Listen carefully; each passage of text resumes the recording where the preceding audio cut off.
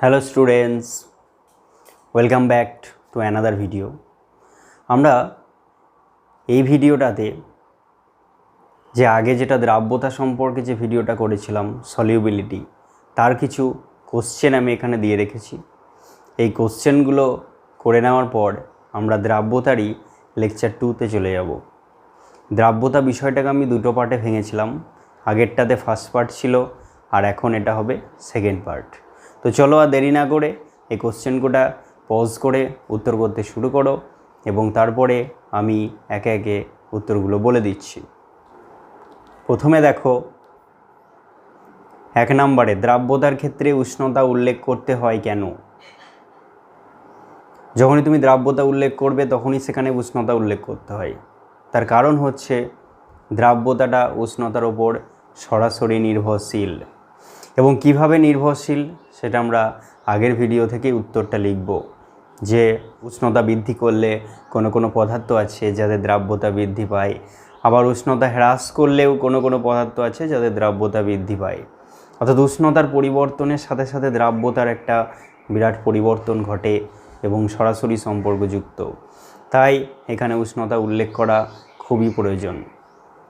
তারপর চলে আসি 2 নম্বরে, তরলে কঠিনে দ্রাব্যতার ক্ষেত্রে চাপের প্রভাব লক্ষ্য করা যায় না কেন?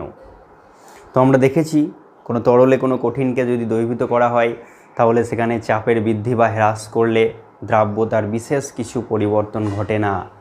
তার কারণটা কি? তার কারণটা খুবই সিম্পল, যে তরল বা কঠিনকে চাপ প্রয়োগে তাদের অবস্থার পরিবর্তন করা যায় না, অর্থাৎ এটাকে বলে ইনকম্প্রেসিবল, অসংনম্য। এই অসংনম্যতার জন্য তাদের উপর চাপ প্রয়োগ করেও তাদেরকে অবস্থার পরিবর্তন করা যায় না। তার জন্য দ্রাব্যতার প্রভাবেও ক্ষেত্রেও তাই একই কথাই উল্লেখযোগ্য, যে তরলে কঠিনে দ্রাব্যতার ক্ষেত্রে চাপ বৃদ্ধি বা হ্রাস করলেও কোনো পরিবর্তন হয় না, তাই সরাসরি চাপের প্রভাব লক্ষ্য করা যায় না। তারপর চলে আসবো 3 নম্বরে, NaCl এর সম্পৃক্ত দ্রবণের উষ্ণতা ড্যাশ করলে সেটি অসম্পৃক্ত দ্রবণে পরিণত হয়ে যায়। অর্থাৎ NaCl একটা সম্পৃক্ত দ্রবণ তোমার কাছে আছে কোনো একটা পার্টিকুলার উষ্ণতায়, 20 ডিগ্রি হতে পারে, 30 ডিগ্রি হতে পারে, 40 ডিগ্রি হতে পারে। সেই অবস্থায় তুমি উষ্ণতাটা কি করবে? হ্রাস করবে না বৃদ্ধি করবে, যাতে সেটা অসম্পৃক্ত হয়ে যায়, অর্থাৎ আরও NaCl দ্রবীভূত হওয়ার ক্ষমতা রাখে। তাহলে এটা চিন্তা করো, আগের ভিডিওটা দেখে ভাবো যে NaCl এর যে দ্রাব্যতা লেখার সময় দেখানো হয়েছিল যে উষ্ণতা বৃদ্ধিতে NaCl এর দ্রাব্যতা বাড়ে না কমে, সেখান থেকে তুমি ভেবে উত্তরটা লিখবে যে উষ্ণতা হ্রাস করব নাকি বৃদ্ধি করব। অ্যাকচুয়ালি উত্তরটা হবে উষ্ণতা বৃদ্ধি। তার কারণ হচ্ছে উষ্ণতা বৃদ্ধি করলে NaCl এর দ্রাব্যতা বাড়ে, অর্থাৎ সম্পৃক্ত দ্রবণ যখন হয়ে থাকবে সেই অবস্থায় তুমি যদি টেম্পারেচার বাড়াও তাহলে আরও NaCl দ্রবীভূত হওয়ার ক্ষমতা রাখবে, অর্থাৎ উষ্ণতা বৃদ্ধি করলে তখনই সে অসম্পৃক্ত দ্রবণে পরিণত হয়ে যাবে। বোঝা গেল? প্রত্যেকটা কিন্তু কনসেপচুয়াল এবং খুবই গুরুত্বপূর্ণ প্রশ্ন এখানে দেওয়া হয়েছে, যেগুলোর মাধ্যমে দ্রাব্যতা সম্পর্কে তোমার একটা ক্লিয়ার ধারণা তৈরি হয়ে যাবে। তো চলো দেরি না করে 4 নম্বরে চলে যাই। ক্যালসিয়াম সালফেটের সম্পৃক্ত দ্রবণের উষ্ণতা ড্যাশ করলে সেটি অসম্পৃক্ত দ্রবণ হয়ে যায়। এটাও একই রকমই, ভাবনাটা একই রকমই। তো আমরা দেখতে পাচ্ছি ক্যালসিয়াম সালফেটের যদি একটা সম্পৃক্ত দ্রবণ থাকে এবং সেখানে যদি আমি উষ্ণতা বৃদ্ধি করি তাহলে সেখানে দ্রাব্যতা হ্রাস পাবে। তাহলে এখানে আমাকে উষ্ণতা হ্রাস করতে হবে, কারণ উষ্ণতা হ্রাস করলে তবেই তার দ্রাব্যতা বৃদ্ধি পাবে। সুতরাং এই ড্যাশে, এই শূন্যস্থানে আমরা উষ্ণতা হ্রাস করলে বসাবো। ক্লিয়ার? ওকে, চলে আসি 5 নম্বর কোশ্চেনটাতে। X গ্রাম দ্রবণে Y গ্রাম দ্রাব্য দ্রবীভূত আছে, নির্দিষ্ট উষ্ণতায় ওই দ্রাবের দ্রাব্যতা কত হবে? এখানে দেখা যাচ্ছে দ্রবণটা X গ্রামের এবং সেখানে দ্রাব্যটা নিয়েছি Y গ্রামের, তাহলে দ্রাবকের ভরটা কত হবে? ঝটপট বের করে ফেলো, দ্রাবকের ভর কত হবে? দ্রবণটা X গ্রামে নিয়েছি, দ্রাবকটা Y গ্রামে নিয়েছি, তাহলে দ্রাবক কত হবে? দ্রাবকের ভরটা বের করতে গেলে আমাকে দ্রবণের ভরের থেকে দ্রাবের ভরটাকে বিয়োগ করতে হবে, তাহলে দ্রাবকের ভর পাবো X - Y। এবার দ্রাবের যে দ্রাব্যতার যে ফর্মুলাটা ছিল, দ্রাব্যতা সমান দ্রাবের ভর বাই দ্রাবকের ভর ইন্টু 100, এই ফর্মুলায় যদি আমরা বসিয়ে দিই তাহলে সেখানে আমরা দ্রাব্যতা পেয়ে যাব। প্রতি 100 গ্রাম দ্রাবকে আমরা দ্রাব্যতাটা পরিমাপ করতে পারবো। তখন আমরা কি উত্তরটা তখন আমাদের কি হবে না, ওয়াইটা উপরে বসবে, যেহেতু দ্রাবের ভরটা ওয়াই আছে, আর নিচেতে তখন বসাবো এক্স মাইনাস ওয়াই ইন্টু 100। তার মানে 100 Y by X minus Y. বোঝা গেল? তোমরা নিজেরাই করবে, আমি জাস্ট একটু করে হিন্টস দিচ্ছি, তোমাদেরকে নিজেদেরকে এটা করতে হবে। আমি এর আনসার আমি বোর্ডে করব না। চলো আর দেরি না করে 6 নম্বরে চলে আসি। 20 ডিগ্রি সি উষ্ণতায় কোনো দ্রবণের দ্রাব্যতা 50 হলে প্রতি 200 গ্রাম দ্রাবকে সর্বাধিক কতটা দ্রাব্য দ্রবীভূত হতে পারবে। অর্থাৎ কোনো দ্রবণের দ্রাব্যতা 50 বলা হচ্ছে, হ্যাঁ, কোনো দ্রাব্যতা যদি 50 বলা হয়, তাহলে সেখানে আমরা লিখব যে 100 গ্রাম দ্রাবকে সর্বাধিক 50 গ্রাম দ্রাব্য দ্রবীভূত হতে পারছে। তাহলে 200 গ্রাম দ্রাবকে কতটা দ্রাব্য দ্রবীভূত হতে পারবে, তাহলে তখনই আমাদের উত্তরটা চলে আসবে। যদি 200 গ্রাম হয় তাহলে উত্তরটা আসবে আমাদের 50 গুণিত 2 অর্থাৎ 100 গ্রাম। তার মানে 100 গ্রাম দ্রাব্য দ্রবীভূত হতে পারবে। এবং 7 নম্বরে চলে আসি, লাস্ট কোশ্চেন। 500 গ্রাম দ্রবণে, এটা দ্রবণে হবে, আকার পড়ে গেছে। 500 গ্রাম দ্রবণে দ্রাবক আছে 400 গ্রাম, তাহলে দ্রাবের দ্রাব্যতা কত হবে? 500 গ্রাম দ্রবণে দ্রাবক আছে 400 গ্রাম, তাহলে দ্রাবের দ্রাব্যতা কত? ঠিক আছে, তাহলে আমাদের এমনিতেই দ্রাব্যতা বের করতে গেলে দুটো জিনিস লাগে, একটা দ্রাবকের ভর, একটা দ্রাবের ভর। এখানে দ্রাবের ভর দেখতে পাচ্ছি না, তাহলে দ্রাবের ভরটা আমরা বের করে নেব। দ্রাবের ভরটা বের করব কি না, দ্রবণের ভর থেকে দ্রাবকের ভরটা মাইনাস করব, 500 মাইনাস 400, তাহলে দ্রাবের ভর হয়ে গেল। তারপর আমরা সূত্রে বসিয়ে দেবো দ্রাবের ভর বাই দ্রাবকের ভর ইন্টু 100। তাহলে উপরে বসাবো 100, নিচে বসাবো 400 ইন্টু ওদিকে আবার 100, তারপরে কাটাকাটি করে একটা উত্তর চলে আসবে। ওকে, তাহলে এই কোশ্চেন গোটা করে নাও, আনসারগুলো লিখে নাও। তাহলে চলে আসি আজকে নিউ ক্লাসে। আগের ভিডিওটাতে দ্রাব্যতার যে অংশটাতে শেষ করেছিলাম আমরা, আজকে তারপর থেকে করছি। আগের দ্রাব্যতার যে বিভিন্ন বিষয়গুলো ছিল, দ্রাব্যতা রাশি নির্ভরকারী যে রাশিগুলো, সেগুলোর মধ্যে চাপ রাশিটা ছিল, উষ্ণতা ছিল, এবং সেখানে বলেছিলাম যে তরলে গ্যাসের দ্রাব্যতার ক্ষেত্রে আমরা চাপের প্রভাবটা বেশি করে উল্লেখযোগ্য বা বেশি করে দেখতে পাবো, কিন্তু তরলে কঠিন দ্রাবের ক্ষেত্রে চাপের প্রভাবটা বিশেষভাবে লক্ষ্য করা যায় না। তো আজকে সেই টপিকটা নিয়ে আমরা চলে এসেছি, তরলে গ্যাসের দ্রাব্যতা, অর্থাৎ solubility of gases in liquids. Solubility of gases in liquids, তরলে গ্যাসের দ্রাব্যতা। এই লেসেনটা, আজকের এই লেসেনটা ক্লাস 12-এর সিলেবাসে অন্তর্ভুক্ত করা হয়েছে, এবং আজকের এই লেসেনটা মন দিয়ে শুনলে তোমরা দ্রাব্যতা সম্পর্কে, অর্থাৎ তরলে গ্যাসের দ্রাব্যতা সম্পর্কে একটা ক্লিয়ার কনসেপ্ট তৈরি করতে পারবে। তো চলো আর দেরি না করে আমরা শুরু করি। গ্যাসীয় পদার্থ যখন তরলে দ্রবীভূত করা হবে, কিছু কিছু গ্যাস আছে তারা কোনো নির্দিষ্ট তরলে দ্রবীভূত হবে, সব তরলে কিন্তু দ্রবীভূত হবে না। আবার কিছু কিছু গ্যাস রয়েছে যেগুলো তরলে, যে কোনো টাইপের তরলেই বিভিন্ন পরিমাণে তারা দ্রবীভূত হতে পারবে। এবার কিছু গ্যাস এবং তরল, এদের দুজনারই নেচারের ওপর ডিপেন্ড করছে যে তারা দ্রবীভূত হতে পারবে কি পারবে না। আমি যদি ধরে নিই কার্বন ডাইঅক্সাইড গ্যাসের কথা, এখানে যে ছবিটা দেখতে পাচ্ছ, উপরে গ্যাস দেওয়া হয়েছে এবং নিচে যে কোনো একটা তরলের কথা বলা হয়েছে। আমি যদি ধরি উপরে কার্বন ডাইঅক্সাইড গ্যাস এবং নিচে জল রয়েছে, তাহলে আমরা কি জানি, কার্বন ডাইঅক্সাইড গ্যাস জলে দ্রবীভূত হতে পারে তো। সোডা ওয়াটারে আমরা দেখেছি তো, সোডা ওয়াটার যেগুলো তৈরি করা হয়, যেগুলো সোডা তৈরি করা হয়, যে বোতলে মুখিটা খুললেই যে ফেনাটা সৃষ্টি হচ্ছে, ওটা তো কার্বন ডাইঅক্সাইডটা নির্গত হচ্ছে, কারণ ওখানে একটা প্রেসারে দ্রবীভূত ছিল, তারপর তুমি প্রেসারটা কমিয়ে দিচ্ছ এবং তখন কার্বন ডাইঅক্সাইডগুলো বেরিয়ে আসছে। তো সেরকমই সোডা ওয়াটারের ওই যে এক্সাম্পলটা, ওটা যদি আমরা ভাবি যে এখানে কার্বন ডাইঅক্সাইড গ্যাসগুলো রয়েছে এবং এখানে একটা জল নেওয়া হয়েছে, তরল পদার্থ আবদ্ধ পাত্রের মধ্যে যদি থাকে, সেক্ষেত্রে তুমি যে কোনো একটা চাপে তোমাকে রাখতে হবে গ্যাসটা, এবং যে কোনো একটা চাপে যখনই রাখবে দেখবে যে গ্যাসগুলো এই তরলের সাথে একটা বন্ধনে আবদ্ধ হচ্ছে এবং এই তরলে এসে দ্রবীভূত হচ্ছে। এবং সময়ের সাথে সাথে আমরা কি দেখতে পাবো, প্রথম দিকে যে গ্যাস অণুগুলো তরলের মধ্যে প্রবেশ করছে, গ্যাস অণুগুলো তরলে দ্রবীভূত হচ্ছে। এই যে দ্রবীভূত হওয়াটা, এটা সাধারণভাবে এক একটা গ্যাসের ক্ষেত্রে এক এক কারণে দ্রবীভূত হয়। কেউ এই তরলটার সাথে তীব্র আকর্ষণ বলে দ্রবীভূত হয়, কেউ এই তরলটার সাথে আয়নে ভেঙে যায় তারপরে দ্রবীভূত হয়, কেউ বা সাধারণ ভ্যান ডার ওয়ালস আকর্ষণ বলে যুক্ত থাকে, তারপরে সেখানে দ্রবীভূত হচ্ছে। অর্থাৎ গ্যাস অণু, গ্যাসের যে পার্টিকেলগুলো রয়েছে, যে মলিকিউলসগুলো রয়েছে, তারা লিকুইডের মলিকিউলসের যে ইন্টারমলিকুলার স্পেসগুলো রয়েছে সেই স্পেসের মধ্যে ঢুকে যাচ্ছে, তবেই তো আমরা বলবো দ্রবীভূত হচ্ছে।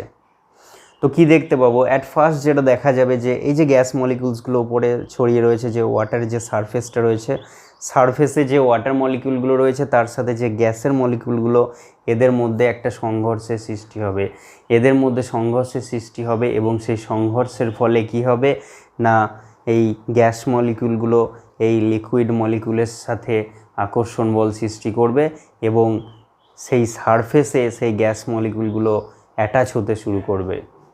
প্রথম দিকে যেহেতু কাইনেটিক এনার্জি, গ্যাস মলিকিউলগুলো কাইনেটিক এনার্জি খুব বেশি থাকবে, তার জন্য প্রথম দিকে এদিকে খুব ভালোভাবেই দ্রবীভূত হবে, কিন্তু আস্তে আস্তে সেই দ্রাব্যতাটা হ্রাস পাবে।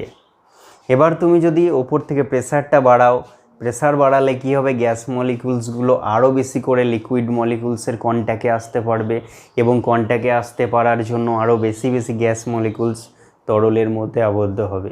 ক্লিয়ার? বোঝা যাচ্ছে? তাহলে এই যে তরলের মধ্যে গ্যাসের দ্রাব্যতা যে শব্দটা আমি ব্যবহার করছি, সেই দ্রাব্যতা কথার অর্থ হচ্ছে যে কতটা গ্যাস মলিকিউল এই ওয়াটারের মধ্যে প্রবেশ করেছে সেটাকেই তার দ্রাব্যতা বলা হবে।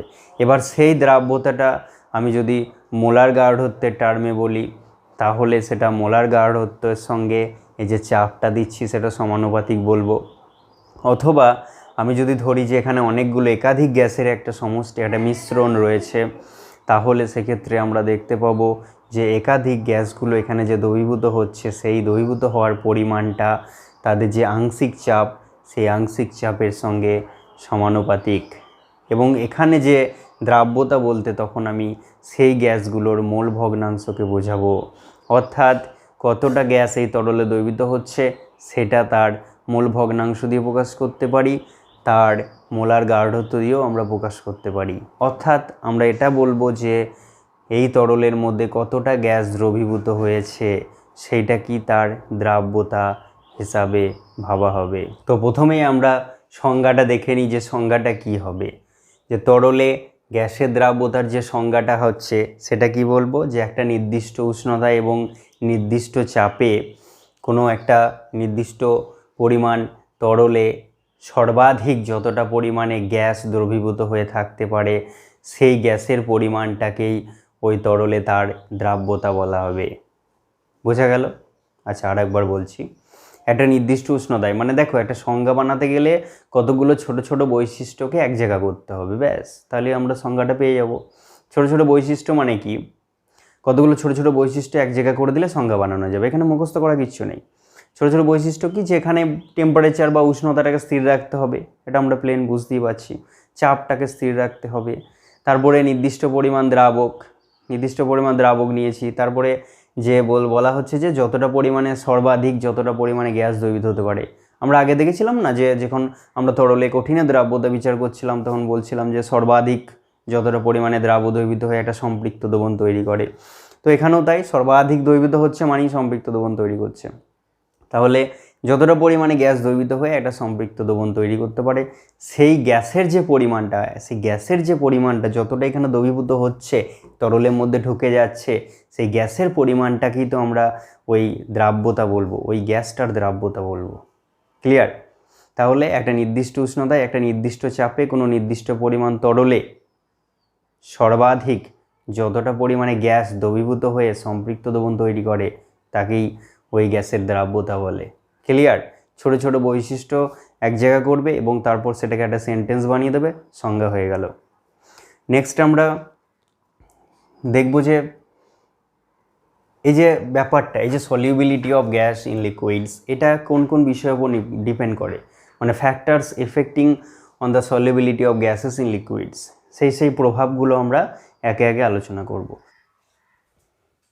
তাহলে চলো আমরা দেখে নিই যে solubility of gases in liquids এখানে ফ্যাক্টরসগুলো কী কী রয়েছে।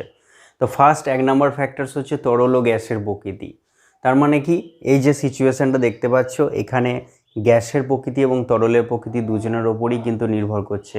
যদি আমি গ্যাসের নেচারটা পরিবর্তন করি এবং তরলের নেচারটাও পরিবর্তন করে করে দেখি, তাহলে সেক্ষেত্রে দেখব কোনো ক্ষেত্রে দ্রবীভূত হচ্ছে বা কোনো ক্ষেত্রে দ্রবীভূত হচ্ছে না। এবার এই ঘটনাগুলোকে আমি একে একে বলছি। এই সিচুয়েশানটা এখানে আমি দেখাচ্ছি। ধরো নাম্বার এ, কিছু গ্যাস আছে যারা জলে খুবই কম দ্রাব্য বা একেবারে দ্রবীভূত হয় না বললেই চলে। সে সমস্ত গ্যাস ধরো হাইড্রোজেন, হিলিয়াম বা নাইট্রোজেন, এই সমস্ত গ্যাসগুলো জলে দ্রাব্যতা এদের খুবই কম। গ্যাসগুলি জলে খুবই কম দ্রাব্য। তাহলে এদের ক্ষেত্রে তখন কি হবে, যে এদের জলে দ্রাব্যতা অত্যন্ত কম ভাবা হবে।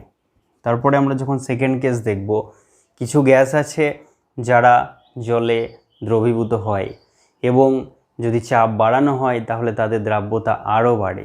মানে কি, সেই গ্যাসগুলো জলের সাথে একটা আকর্ষণ বলে আবদ্ধ হয় এবং দ্রবীভূত হয়। তো সেরকম ক্যাটাগরিতে আমি রাখছি CO2, SO2, এই সমস্ত যে গ্যাসগুলি তারা জলে দ্রাব্য। কারণ হচ্ছে যে এরা কেন জলে দ্রাব্য, মেন কথা এরা কেন জলে দ্রাব্য, কারণ এই সব গ্যাসগুলোকে চাপ প্রয়োগ করে সহজে তরলে পরিণত করা যায়। শুধু কার্বন ডাইঅক্সাইড গ্যাস নিয়েছো, তুমি চাপ প্রয়োগ করছো, কার্বন ডাইঅক্সাইডকে তরলে পরিণত করা সহজ। এবার সেখানে চলে আসছে আমার সংকট উষ্ণতা, ক্রিটিক্যাল টেম্পারেচার। ক্রিটিক্যাল টেম্পারেচারের কথা চলে আসছে TC। তো সেখানে দেখা যাবে যে এই সমস্ত গ্যাসগুলো ক্রিটিক্যাল টেম্পারেচারটা আমাদের নর্মাল টেম্পারেচার থেকে বেশি।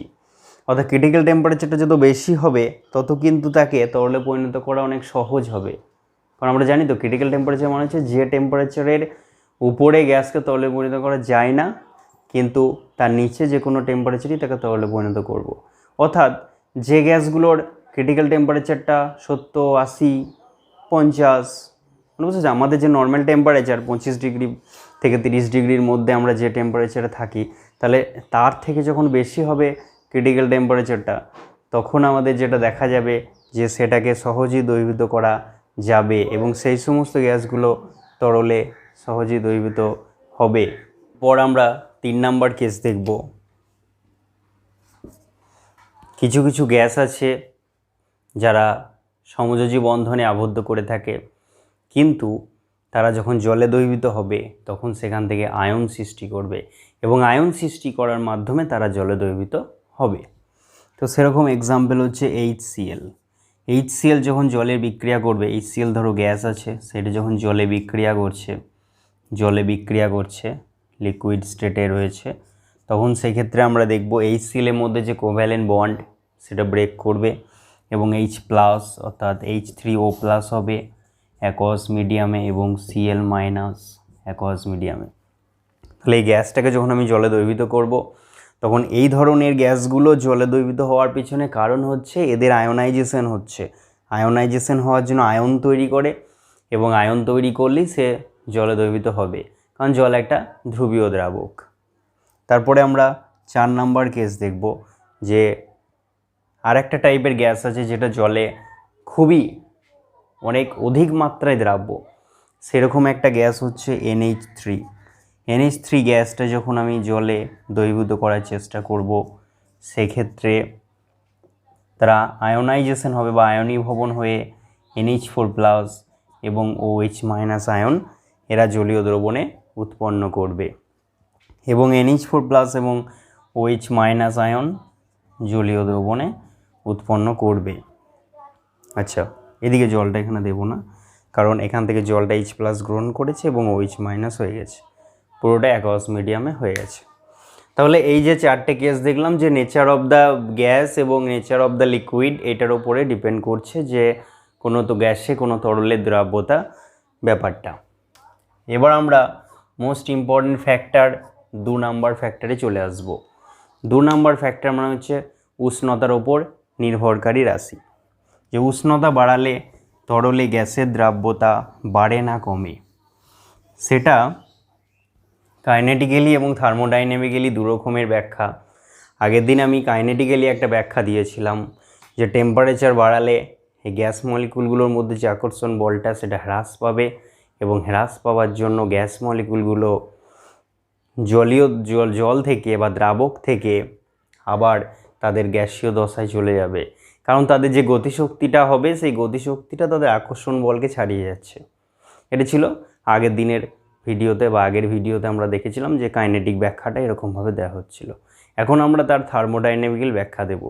থার্মোডাইনামিক্যালি ব্যাখ্যা বলতে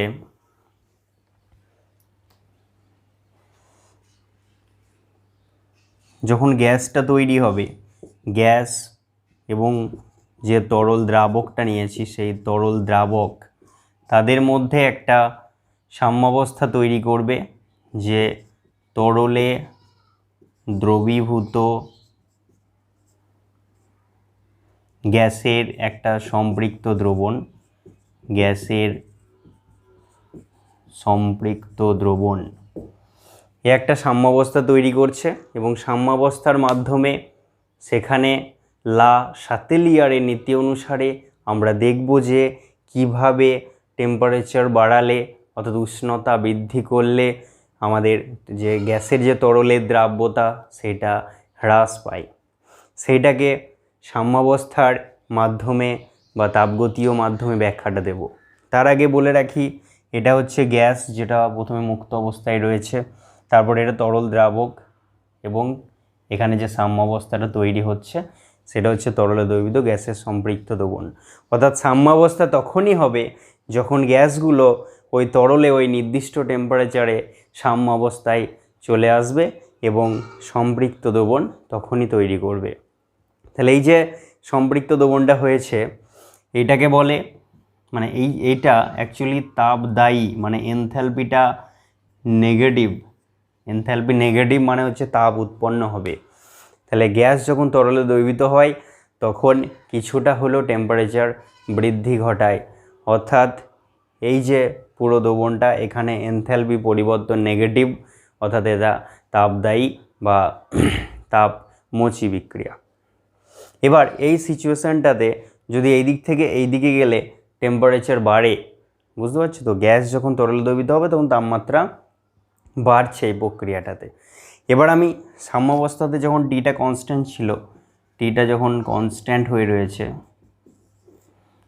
এই অবস্থায় ঘটনাটা বলছি। এবার আমি টেম্পারেচারটা যখন বাড়াবো, এবার যদি আমি টি বৃদ্ধি করি, টি বৃদ্ধি করা হলো, টেম্পারেচার বাড়ানো হলো, টেম্পারেচারটা বাড়ানো হলে এই সাম্যাবস্থাটা সেই দিকেই শিফট করবে যেদিকে গেলে উষ্ণতার হ্রাস ঘটে।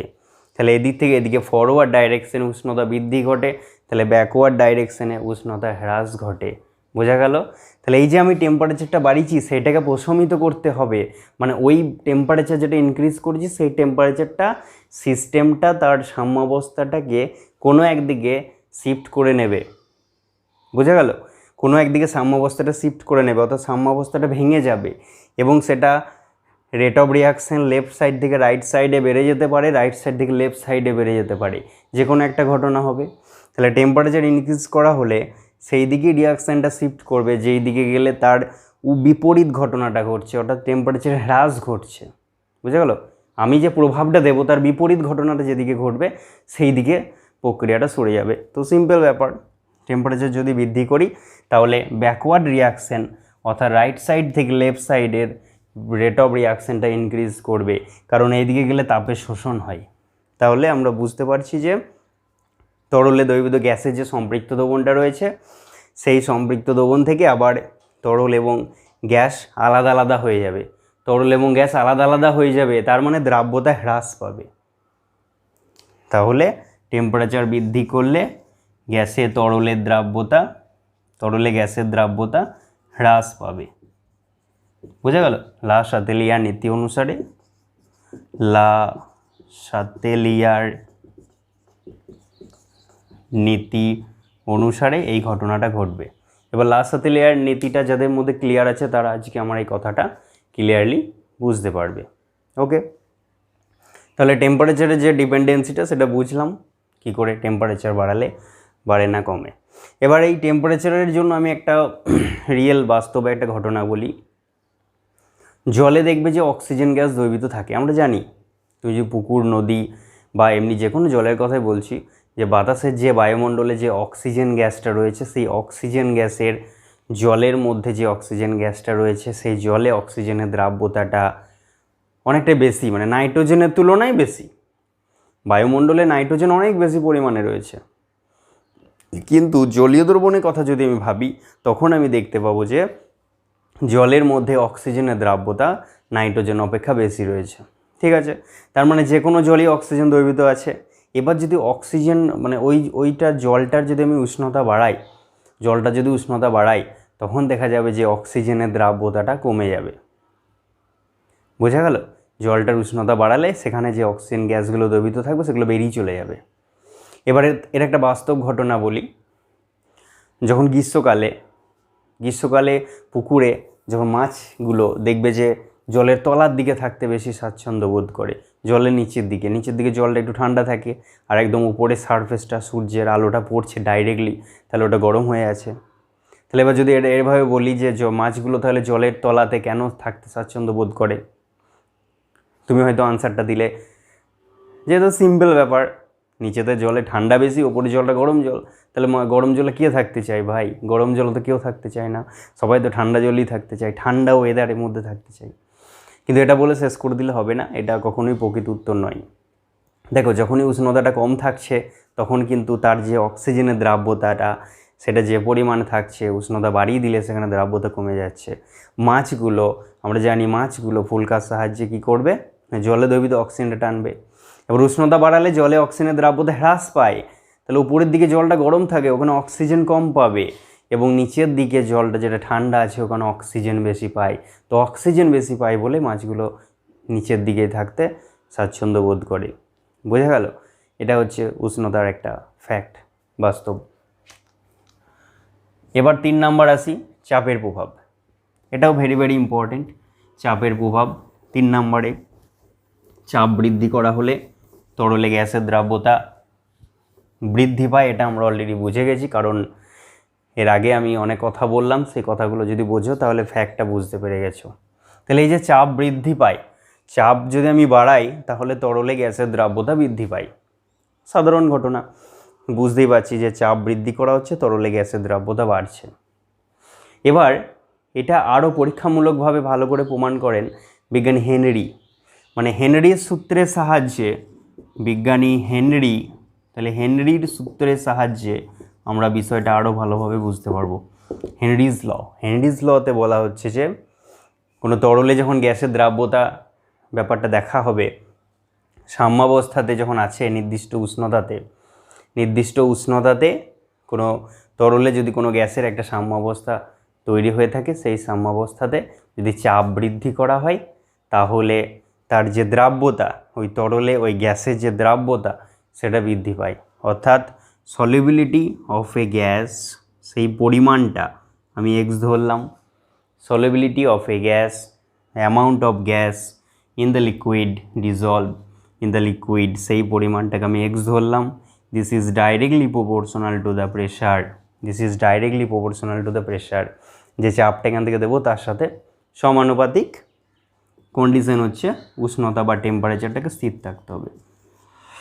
টেম্পারেচারটা যদি স্থির থাকে তাহলে যতটা পরিমাণে গ্যাস দ্রবীভূত হচ্ছে সেটা তার চাপের সাথে সমানুপাতিক হয়েছে। তাহলে এই সম্পর্কটাকে বিপরীত করে দেওয়া হবে সুবিধার জন্য, বিপরীত করে দেওয়া হয়েছে পি সমানুপাতি এক্স। বিপরীত কেন করা হয়েছে? কারণ এখান থেকে যে কনস্ট্যান্ট টার্মটা আমি বলবো, যে ধ্রুবক রাশিটা বলবো, সেটাকে অ্যাকচুয়ালি হেনরিজ কনস্ট্যান্ট বলে। হেনরির ধ্রুবক কে এইচ। এই হেনরির ধ্রুবকের ভ্যালুটা একটা ইজি একটা ভ্যালু পাওয়ার জন্য এটাকে বিপরীত করে দেওয়া হয়েছে, এবং পরীক্ষামূলকভাবে দেখা গেছে এই ধ্রুবকের মানের সাথে এই পরিমাণটা গুণ করলে সেটা চাপের সাথে সমান হচ্ছে। তাহলে this is Henry's constant K H মানে হচ্ছে হেনরিজ কনস্ট্যান্ট বা হেনরির ধ্রুবক। প্রথমে এটা সমানুপাতিক ধ্রুবক বলা হবে এবং তারপরে সেই সমানুপাতিক ধ্রুবকটা হেনরির ধ্রুবকে পরিণত হবে। তাহলে তারপরে আমরা কি দেখতে পাচ্ছি, K H equals to P by X, মানে একক পরিমাণে গ্যাসের দ্রাব্যতার জন্য যে প্রেসারটা এখানে কাজ করছে সেটাকে তার হেনরির ধ্রুবক বা কে এইচ হিসাবে ভাবা হয়। এবার যতটা গ্যাস এখানে দ্রবীভূত হচ্ছে সেটাকে তো তার গ্যাসের দ্রাব্যতা বলা হবে। তাহলে গ্যাসের দ্রাব্যতা যে রাশিটা এক্স, সেটা এককহীন রাশি। তাহলে এখানে চাপ আছে পি এর একক, পি মানে চাপ, অ্যাটমসফিয়ার, সেই জন্য হেনরির ধ্রুবক বা KH এর যে একক ব্যবহার করা হবে সেই এককটা চাপের এককের সাথে সমান হবে। এবার চাপের যা যা একক সেটা তুমি লিখে দেবে, চাপের এককের সাথে এই দিকটা সমান হচ্ছে। বোঝা গেল? এবার হেনরির ধ্রুবকটা যদি আমি অ্যাপ্লাই করি, কী হিসাবে অ্যাপ্লাই করব? কেস 1 গ্যাস মিশ্রণ রয়েছে, গ্যাস মিশ্রণ। এবার কতটা গ্যাস মিশ্রণ রয়েছে? দুটো গ্যাস মিশে থাকতে পারে, তিনটে গ্যাস মিশে থাকতে পারে, চারটে গ্যাস মিশে থাকতে পারে। তো সেক্ষেত্রে PI equals to KH into XI। আইতম একটা উপাদান, মানে যদি 5তম, 6তম, 7তম যে কোনো একটা মানে গ্যাস মিশ্রণের মধ্যে কোনো একটা পার্টিকুলার গ্যাসের দ্রাব্যতাটা আমরা কি করে বুঝাবো? যে ওই গ্যাসটার তখন এই যে চাপটা, সেই চাপটা তখন ওই গ্যাসটার আংশিক চাপে পরিণত হবে। আংশিক চাপ, আংশিক চাপ যদি একটা গ্যাস থেকে তাহলে তো শুধু চাপ বলবো, কোনো সমস্যা নাই। কিন্তু গ্যাসের মিশ্রণ হয়ে গেলে তখন কিন্তু আমাকে আংশিক চাপটা ধরতে হবে। আংশিক চাপ মানে কি? যে অনেকগুলো গ্যাস মিশে আছে, তার মধ্যে থেকে পার্টিকুলার একটা গ্যাস যে চাপ দিচ্ছে, তাহলে সেই পার্টিকুলার গ্যাসটা যে চাপ দিচ্ছে সেই চাপটা এবং ওই গ্যাসটায় তরলে যতটা দ্রবীভূত হয়ে আছে, মানে তরলে দ্রবীভূত গ্যাসের মোল ভগ্নাংশ। এবার আমি কিছুক্ষণ আগেই বলেছিলাম যে গ্যাসের দ্রাব্যতাটা মোল ভগ্নাংশ টার্মেও ভাবা যেতে পারে। তার মানে আংশিক চাপ সমান হেনরির ধ্রুবক গণিত তরলে দ্রবীভূত গ্যাসের মোল ভগ্নাংশ। তার মানে ওই পার্টিকুলার গ্যাসটার কথাই বলছি, যে গ্যাসটার আংশিক চাপ আমি এখানে বসিয়েছি সেই গ্যাসটারই কিন্তু মোল ভগ্নাংশটা এখানে হবে। মোল ভগ্নাংশ মানে এই তরলে যে গ্যাসগুলো দ্রবীভূত আছে তাদের মধ্যে থেকে মোল ভগ্নাংশটা হিসাব করা হবে, মানে এই গ্যাসের মোল সংখ্যা ডিভাইডেড বাই মোট মোল সংখ্যা। বুঝে গেল? যতগুলো গ্যাস তুমি ব্যবহার করেছো, এখানে যে গ্যাসগুলো রয়েছে তাদের যে মোল সংখ্যাগুলো ভাবা হচ্ছে, তাহলে এই গ্যাসের পার্টিকুলার গ্যাসটার মোল সংখ্যা ডিভাইডেড বাই টোটাল সবগুলোর মোল সংখ্যা করলে তবেই তো আমরা মোল ভগ্নাংশটা পাই। ফলে এই সমীকরণের সাহায্যেও আমাদের বিভিন্ন অঙ্ক করা যেতে পারে। আবার যদি মোলার গাঢ়ত্বের টার্মে আমি বলি, মোলার গাঢ়ত্ব মানে হচ্ছে গ্যাসটা যে দ্রবীভূত হচ্ছে সেই মোলার গাঢ়ত্ব যদি C হয়, আর আংশিক চাপ বা যে চাপটা আমি ব্যবহার করছি সেই আংশিক চাপটা যদি আমি P ধরি, তাহলে অ্যাকর্ডিং টু হেনরি সূত্র অনুসারে আমরা কি দেখব? যে যতটা গ্যাস মোলার গাঢ়ত্ব সেটা তার চাপের সহিত বা চাপের সাথে সমানুপাতিক। তাহলে সেখান থেকে আর এটাকে ঘোরানো হবে না, তখন মোলার গাঢ়ত্বের টার্মে বললে এটাকে ডাইরেক্ট বসাতে হবে, যে এখান থেকে আমি হেনরির ধ্রুবকটা বা হেনরিজ কনস্ট্যান্টটা এখান থেকে আমরা পেতে পারি। ওকে, তাহলে তখন হেনরির সূত্রটা কি হবে? মোলার গাঢ়ত্বের টার্মে যদি বলি যে স্থির উষ্ণতায় কোনো একটা তরলের মধ্যে কোনো গ্যাস যে দ্রবীভূত হবে সেই গ্যাসের মোলার গাঢ়ত্ব ওই গ্যাসের আংশিক চাপের সঙ্গে সরাসরি সমানুপাতিক বা ওই গ্যাসের চাপের সঙ্গে সরাসরি সমানুপাতিক। তখন তুমি KHটাকে কি বলবে? KH সমান হচ্ছে C/P, মানে মোলার গাঢ়ত্ব বাই চাপ। তখন তার এককটাকে তুমি ব্যবহার করবে, মোলার গাঢ়ত্ব মানে হচ্ছে mole litre inverse dot ATM inverse, মানে তার চাপের এককটা বসিয়ে দেবো, mole litre inverse dot ATM inverse. Clear? Molar গাঢ়ত্ব হিসাবে, না হলে বাকি সব হিসাবেই কিন্তু আমরা এটা করব। যদি গ্যাসের মোল ভগ্নাংশের অনুসারে যদি করতে হয় তাহলে আমরা তখন এই জায়গাটা দেখব। ক্লিয়ার?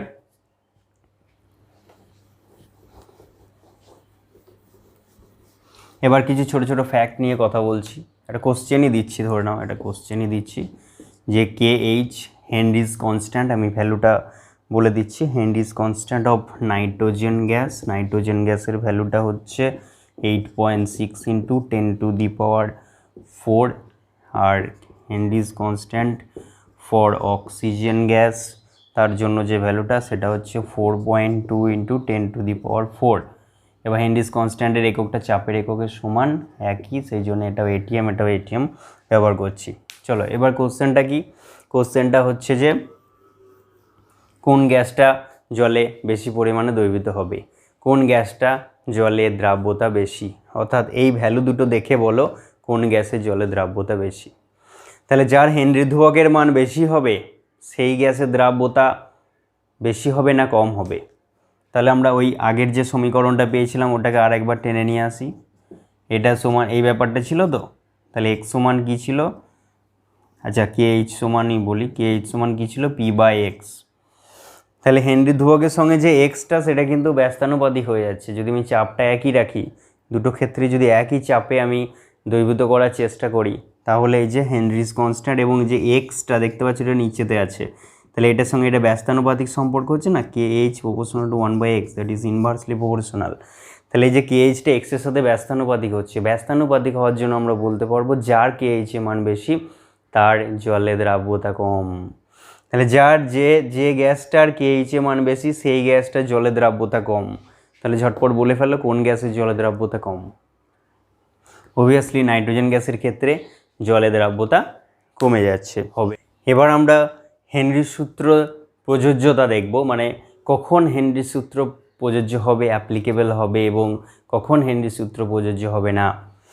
একটা কথা দেখো যে এখানে যে গ্যাসগুলোর কথা বলেছি সেই গ্যাসগুলো জলীয় দ্রবণে যখন দ্রবীভূত হচ্ছে, সেই গ্যাসগুলো জলীয় দ্রবণে দ্রবীভূত হচ্ছে মানে কি গ্যাসের যে মলিকিউলসগুলো তারা ওয়াটার মলিকিউলসের যে স্পেসগুলো রয়েছে, দ্রাবক মানে আমি এখানে ওয়াটার বলছি, সেই স্পেসের মাঝে মাঝে কিন্তু ঢুকে যাচ্ছে। তাহলে সেই স্পেসের মাঝে মাঝে কিন্তু ঢুকে যাচ্ছে, কিন্তু ওই দ্রাবকের সঙ্গে কোনো বিক্রিয়া করছে না। এটাকে বিক্রিয়া বলে না, কারণ তুমি যখন এটাকে তাপ দেবে আবার গ্যাস মলিকিউলগুলো ওখান থেকে ছেড়ে ছেড়ে ছেড়ে ছেড়ে আবার কিন্তু ওপরে উঠে যাবে। তার মানে কি গ্যাস মলিকিউলগুলো ছেড়ে ছেড়ে ওপরে উঠে যাবে, এখান থেকে আকর্ষণ বলটাকে ছিন্ন করে তারা আবার গ্যাসীয় দশায় চলে আসবে। তার মানে যে গ্যাসটা এখানে দ্রবীভূত করছি আমি, সেই গ্যাসটা যেন জলের সাথে কোনো বিক্রিয়া না করে, মানে এই দ্রাবকটার সাথে যেন কোনো বিক্রিয়া না করে, দ্রাবকটার সাথে যেন কোনো সংযোজন না ঘটে, এবং এই যে গ্যাসটা নিয়েছি সেটা যেন জলীয় দ্রবণে এসে আয়নে বিয়োজিত না হয়। আয়নে বিয়োজিত না হয় মানে আমি যেটা বলতে চাইছি, HCl গ্যাসের ক্ষেত্রে যেটা দেখলাম আমরা জলীয় দ্রবণে এটা বেসিক্যালি এইরকম আয়নে ভেঙে যাচ্ছে H+ এবং Cl-। তাহলে যে সমস্ত গ্যাস ওরা জলদ্রবিত হচ্ছে, বাট সেখানে হেনরির সূত্র অ্যাপ্লিকেবল হবে না, বা আমরা যে এক্সপেরিমেন্টটা করছি যে solubility of gases in liquid, সেই এক্সপেরিমেন্টের মাধ্যমে এটা অ্যাপ্লিকেবল হবে না, বা কতটা গ্যাস দ্রবীভূত হচ্ছে যেটা হেনরির সূত্র থেকে পাওয়া যাবে সেটা এখানে প্রযোজ্য হবে না। তাহলে HCl গ্যাসের ক্ষেত্রে হেনরির সূত্র প্রযোজ্য নয়। আবার যখন আমি NH3 গ্যাসের ক্ষেত্রে বলছি, NH3-র সঙ্গে যখন ওয়াটার অ্যাড করছি, এটা কোনো আমি বিক্রিয়া লিখিনি, এমনি জাস্ট বোঝাচ্ছি, NH4+ আর OH- হয়ে যাচ্ছে। NH4+ আর OH- যে আয়নে ভেঙে যাচ্ছে, তাহলে এটাও কিন্তু অ্যাপ্লিকেবল হবে না। অর্থাৎ 100খানা অণু গ্যাস অণু যদি জলে দ্রবীভূত হয়, ভেতরেও যেন 100খানায় থাকে, তবেই প্রযোজ্যটা হবে। সেটা যদি 100খানা নিয়েছিলাম গ্যাস অণু, সবটাই যদি আমি জলে দ্রবীভূত হয়ে গেল, দিয়ে যদি 50টা হয়ে যায় বা 200টা হয়ে যায়, তাহলে কিন্তু হেনরির সূত্র প্রযোজ্য হবে না। ক্লিয়ার? আরও একটা কেস আছে, যদি আমি চাপটাকে খুব বাড়াই এবং টেম্পারেচারটাকে খুব কম রাখি, চাপটাকে খুব বেশি রাখি এবং টেম্পারেচারটা খুব কম রাখি, তখনও কিন্তু হেনরির সূত্র অ্যাপ্লিকেবল হবে না। কেন বলো তো, ভেবে দেখো তো এটা কেন বলছি বা এটা কেন বলা হয়েছে।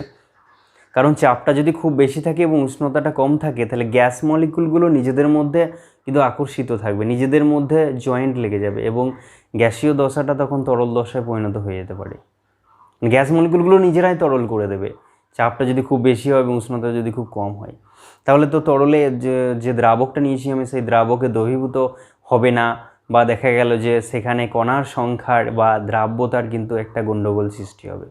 সেই জন্য হেনরির সূত্রের শর্তটা হচ্ছে সেই সব গ্যাসগুলোরই ক্ষেত্রে হেনরির সূত্র প্রযোজ্য যারা কোনো বিক্রিয়া করবে না, যারা বিয়োজিত হবে না, যারা সংযোজিত হবে না, সেই সমস্ত গ্যাসগুলোর ক্ষেত্রেই এটা প্রযোজ্য।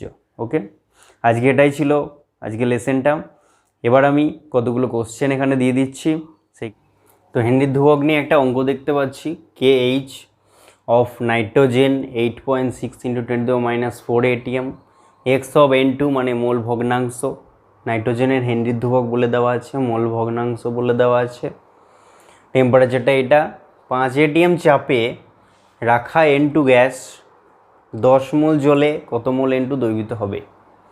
তার মানে একটা নাইট্রোজেন গ্যাস আছে, সেই গ্যাসটা নিজস্ব 5 ATM চাপে রাখা আছে, এই টেম্পারেচারে আছে, এবং নাইট্রোজেন গ্যাসের যে মোল ভগ্নাংশটা সেটা হচ্ছে 0.8, মানে একটা গ্যাস মিশ্রণের মধ্যে ওর মোল ভগ্নাংশটা 0.8, আর এখানে হেনরির ধ্রুবকটা এখানে দেওয়া আছে। তাহলে 10 মোল জলে কতটা নাইট্রোজেন দ্রবীভূত হবে।